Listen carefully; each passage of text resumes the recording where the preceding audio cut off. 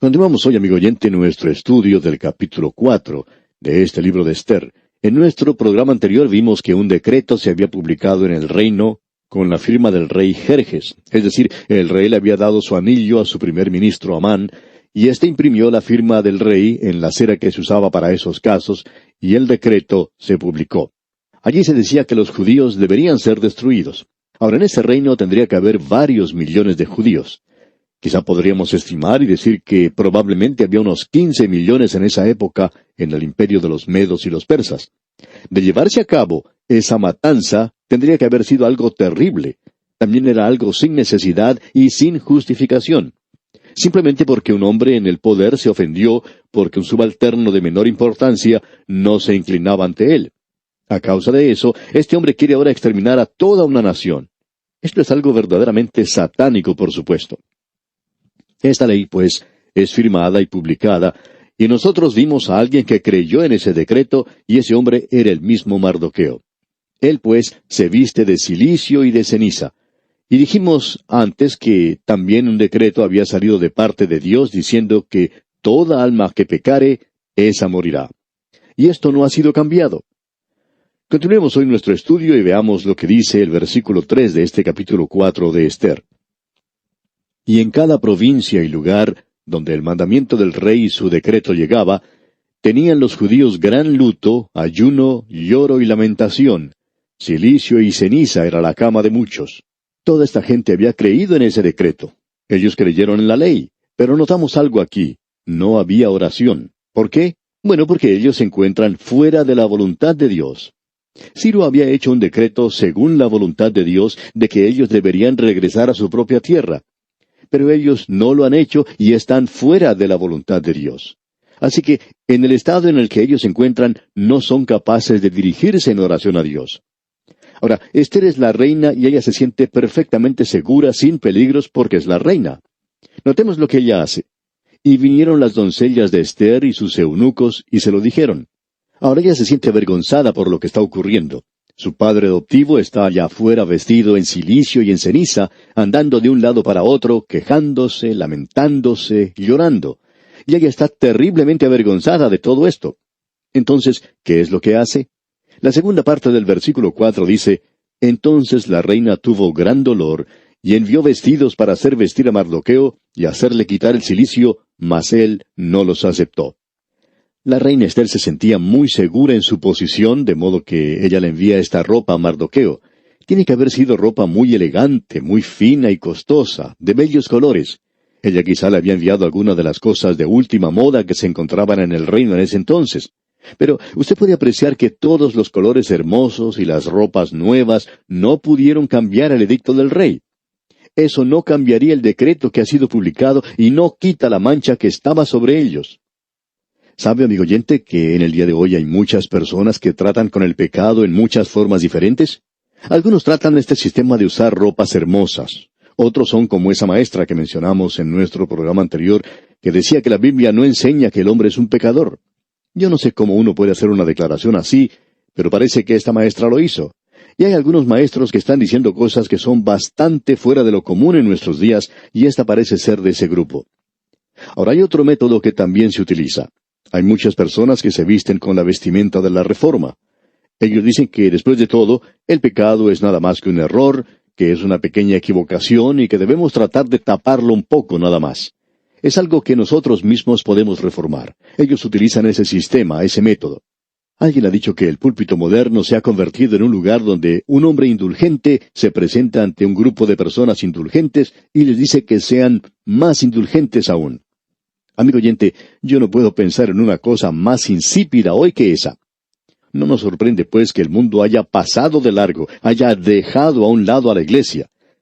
Nosotros no necesitamos una reforma. Lo que necesitamos es una regeneración. Necesitamos nacer de nuevo. El hombre que visitó de noche al Señor Jesucristo, Nicodemo, era un hombre religioso. Pero el Señor le dijo que tenía que nacer de nuevo.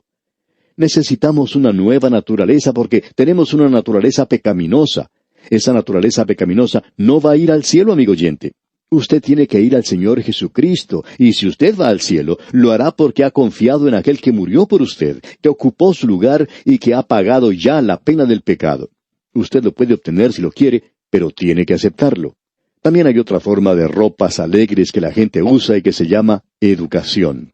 Ellos dicen que el pecado es egoísmo, que uno tiene que educar a las personas y entrenarlas bien. Pero observe usted en su propio hogar. Si usted es padre de familia y tiene niños, notará que algunas veces cuando usted trae caramelos para sus niños, usted le dice al niño mayor que tiene que compartir sus caramelos con su hermanita. Y bueno, resulta que él toma el primer caramelo, le da a su hermanita el segundo caramelo y así sucesivamente.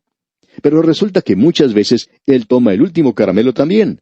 Y claro, la niña entonces resulta protestando por esto. De modo que usted como padre interviene una vez más y decide poner una regla de que en unas ocasiones el hermanito mayor comparte los caramelos y en la próxima ocasión la hermanita comparte los caramelos. Pero resulta que el hermanito se las arregla y de alguna manera él resulta compartiendo los caramelos con más frecuencia que la hermanita. Y así él sale más beneficiado. ¿No ha tenido usted esta experiencia en su hogar? Pues bien, tenemos que decir entonces que ninguna instrucción o educación que uno tenga evitará que sea egoísta. No nos diga pues, amigo oyente, que eso de la educación le ha ayudado a usted. Ahora, la religión es otra cosa. Usted sabe, el pecado es ignorancia. Usted debe volverse a Dios y usted tiene una pequeña chispa dentro de sí mismo y esa chispa necesita ser impulsada un poco para convertirse en llama.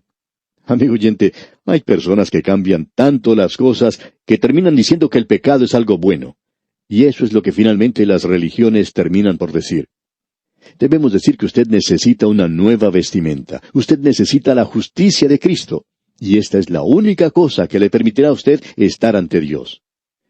Así es que este hombre Mardoqueo no quiere aceptar las ropas nuevas que le envía su hija que está en el trono, la reina.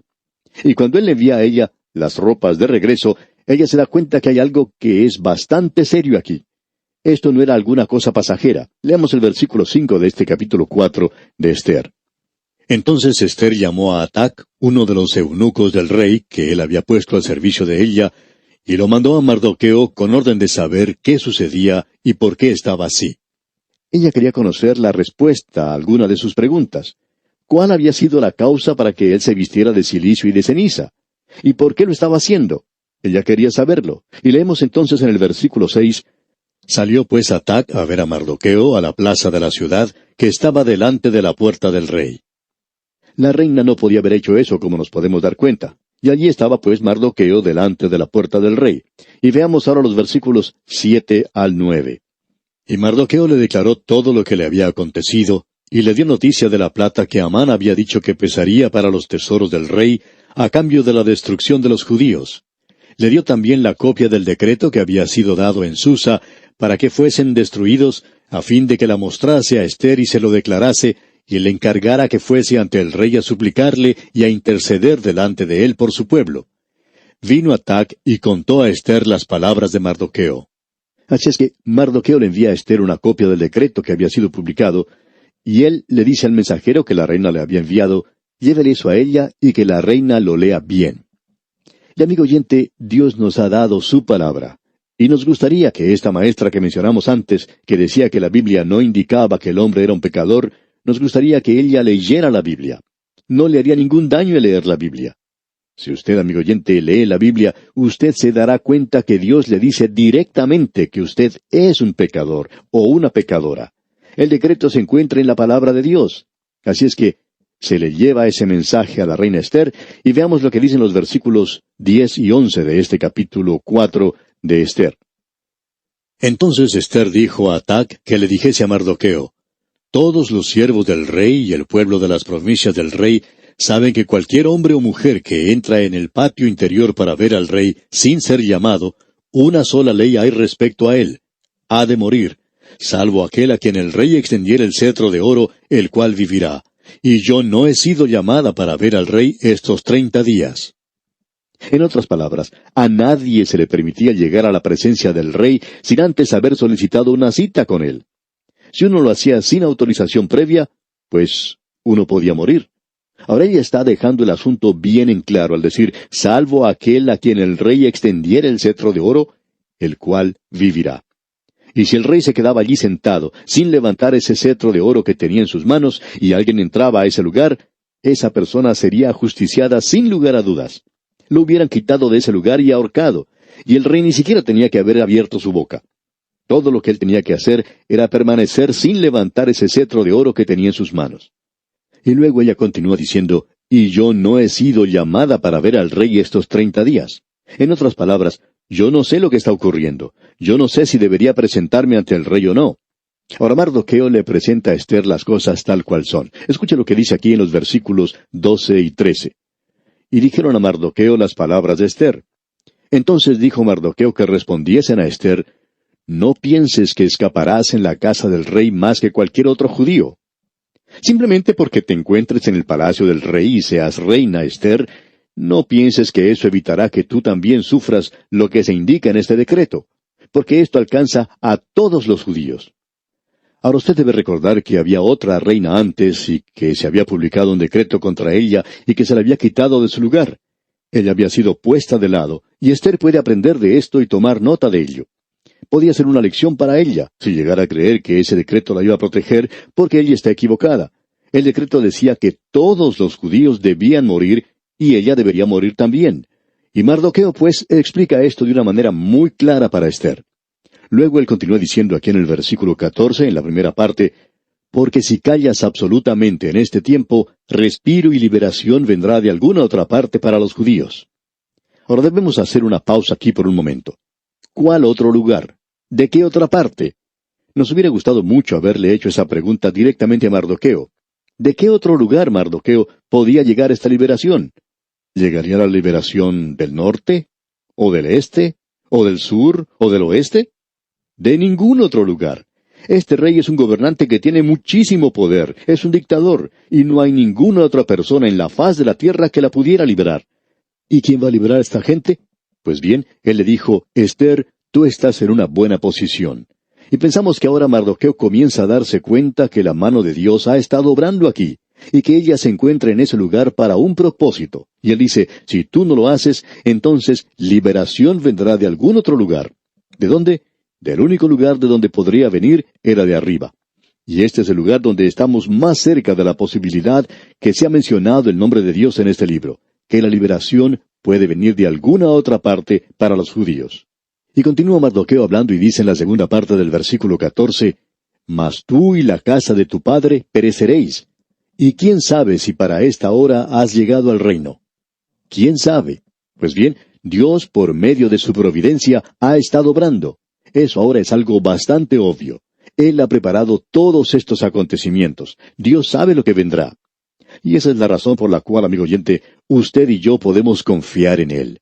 Nosotros no solo estamos poniendo nuestra mano en alguien, confiando en alguien que tiene el poder para sostenernos, porque Él lo tiene, sino en alguien que sabe también lo que va a ocurrir en el día de mañana y en el futuro.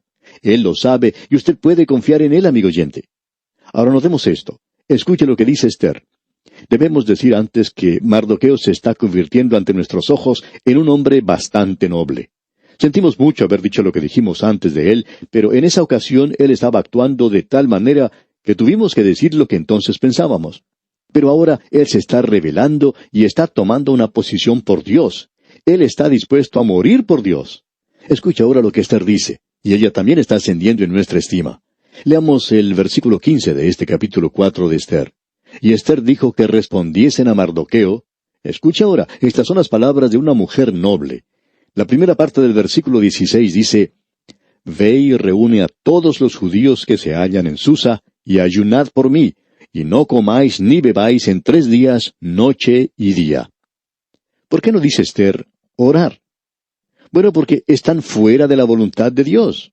Lo mismo que ocurrió con Jonás cuando se encontraba a bordo de ese barco huyendo de Dios, nada se dice acerca de la oración. Él estaba fuera de la voluntad de Dios. Él no debería estar en ese lugar. Es muy difícil orar cuando uno está fuera de la voluntad de Dios. De modo que Esther dice simplemente ayunar. Pensamos que la oración debería acompañar esto, pero aquí no es mencionado. Ella no se atrevería a mencionar esto. Luego Esther dice, yo también con mis doncellas ayunaré igualmente, y entonces entraré a ver al rey, aunque no sea conforme a la ley. Y escuche lo que dice entonces, y si perezco, que perezca. O sea que ella está dispuesta ahora a morir.